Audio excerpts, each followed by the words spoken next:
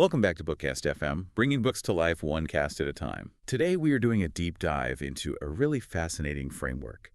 6 Thinking Hats by Edward de Bono. We're here to give you a design solution to something we all struggle with, chaotic thinking. It's so true. I mean, de Bono hit the nail on the head. He said the main difficulty in thinking isn't about intelligence, it's just confusion. Right. You know, if you've ever been in one of those meetings trying to juggle, like, the hard data, someone's wild new idea, your own gut feeling, plus trying to spot the flaws all at once. Oh, absolutely. Your brain just feels scrambled. Exactly. That internal muddle, it leads to slow decisions, mistakes, sometimes just burnout. And de Bono's solution, which he came up with back in '85, is actually pretty elegant, isn't it? Instead of mixing everything up. You separate it out. 6 distinct roles symbolized by different colored hats. Yeah. And our mission today is really to give you a shortcut to mastering this system, how you can swap out that often unproductive arguing. Adversarial stuff, yeah. For something more structured, more cooperative, exploration, basically. He calls it parallel thinking. And look, this isn't just theory. It works.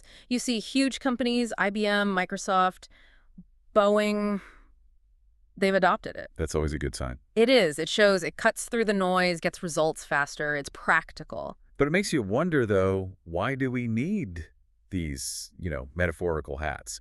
If we're reasonably smart people, why is our thinking often so messy? Well, that's de Bono's core diagnosis, really. He points to a couple of big flaws in how we typically think, especially in Western cultures. It partly comes from, the Greek tradition of debate. Okay. So first, there's the confusion we just talked about, trying to do everything at once in your head. But second, and maybe more damaging, is adversarial thinking. Meaning thinking is like a fight. The goal is to win the argument. Precisely. You bring an idea, my first instinct is to find fault. What happens then? Everyone gets defensive. Exactly. The energy shifts completely. We stop exploring the value of the idea and start defending our positions.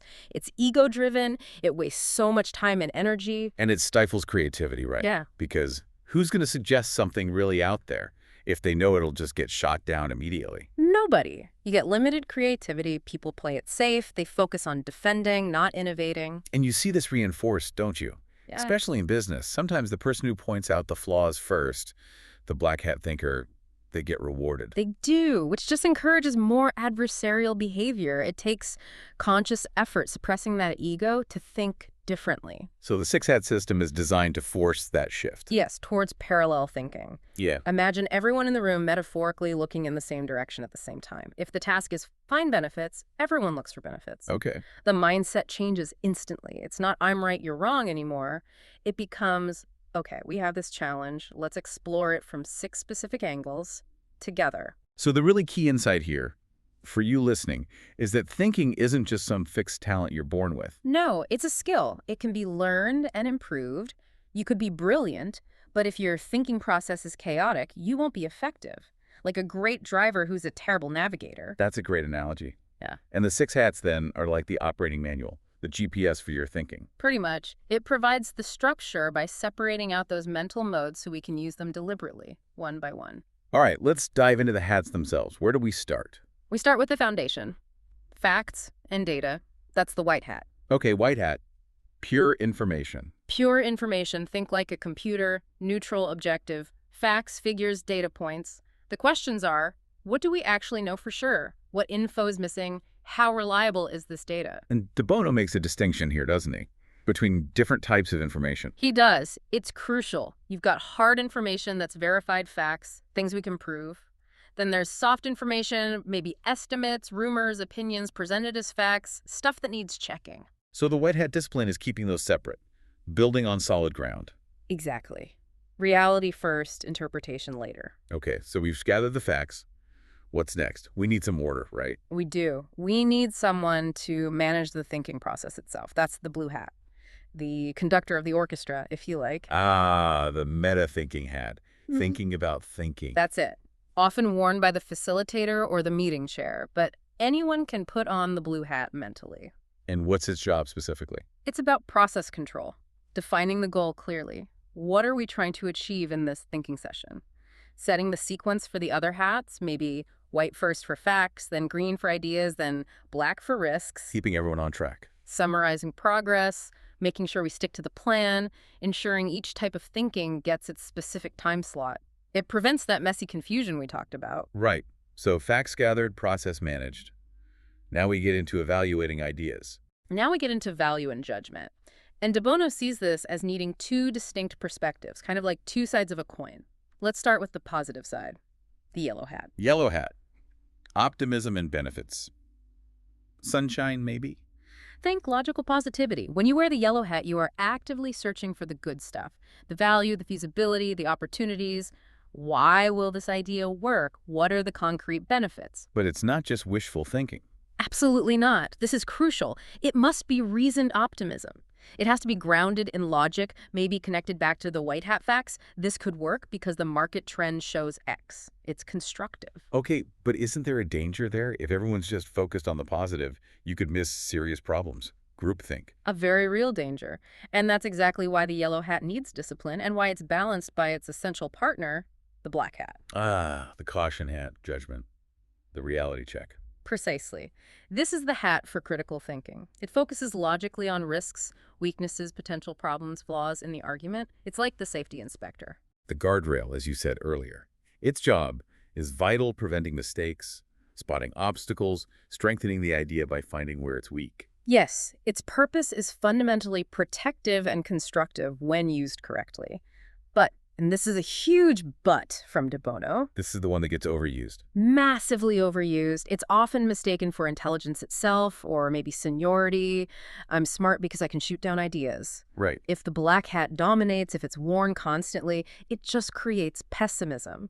It shuts down creativity before it starts. It leads to analysis paralysis. So the key is valid caution, using logical criticism to improve things, not just negativity for its own sake. Exactly. And having the discipline to take the black hat off when its job is done. That shift from yellow to black and knowing when to stop the black is critical. That sounds psychologically challenging, especially in competitive places. Requires real ego control. It does. It's a learned skill. Now we've covered logic and data and process, but what about the non-logical side of things? Feelings. Gut reaction. Exactly. That's the domain of the red hat. Emotions and intuition. Okay, red hat. And the rule here is no justification needed. That's the power of it. When the red hat is on, you express feelings, hunches, gut reactions, positive or negative, without having to explain why. I just feel uneasy about this option, or I have a really good feeling about this approach. Full stop. Why is that valuable? Doesn't it just muddy the waters with subjectivity? Because emotions and intuition are part of decision-making, whether we admit it or not. The red hat gives them a legitimate, brief, controlled space. It surfaces hidden biases or concerns that might otherwise sneak in and distort our logical thinking under other hats. Ah, I see. So it makes the implicit explicit. Precisely. And remember the key difference. Red hat feeling is emotional. I feel scared. Black hat caution is logical risk assessment. This is risky because of XYZ, separate channels. Okay, that's a clear distinction. So we've covered facts, process, benefits, risks, feelings. What's left? The engine of innovation. The green hat. Creativity and alternatives. This is where the new ideas come from, thinking outside the box. Exactly. Lateral thinking, as de Bono famously termed it. The green hat is about deliberate creativity, generating new options, challenging assumptions, exploring possibilities. And the key here is suspending judgment. Completely. Under the green hat, criticism is banned, the black hat is put away, the focus is purely on generating movement, new concepts, alternatives. Even seemingly silly ideas are welcome because they might spark something useful. Creativity is treated like a muscle you exercise. And this involves specific techniques, right? Like this PO thing, P-O. Yes, PO, which stands for provocative operation or just provocation. It's a tool to deliberately break your existing thinking patterns. How does that work? Give us an example. Okay, say you're stuck on how to improve customer service. You might throw in a PO. PO customer should pay us for complaining. That sounds absurd. It is. It's meant to be. You don't take it literally. But the provocation forces your brain off the usual tracks. You ask, okay, what value could there be in a complaint that someone might pay for? And maybe that leads to thinking about complaints as incredibly valuable feedback, leading to an idea for a complaint bounty system or a premium feedback channel. So the provocation is just a stepping stone to a genuinely new idea. Exactly. It creates movement. The green hat provides the safe space for that kind of exploration before the yellow and black hats come in to evaluate the results. Okay, this is brilliant. Let's make it really concrete now. We've got these 6 powerful, distinct tools. For you listening, how does this actually play out, say, in a team meeting trying to decide on launching a new product? Right. The key, as we said, is the blue hat managing the sequence. You're not trying to wear all hats at once. That's the confusion we're trying to avoid. Everyone wears the same hat at the same time, sequentially. That's the core discipline. So for your new product launch, Walk us through it. okay, the facilitator, wearing the blue hat, starts. Our goal today is to decide the best launch strategy for product X. Then the sequence starts. Maybe. White hat first. Okay, team, 10 minutes. Let's review the objective market data, competitor moves, known costs, just the facts. No opinions, no ideas yet, just the raw data on the table. Correct. Then maybe the blue hat says, okay, now green hat time. 15 minutes.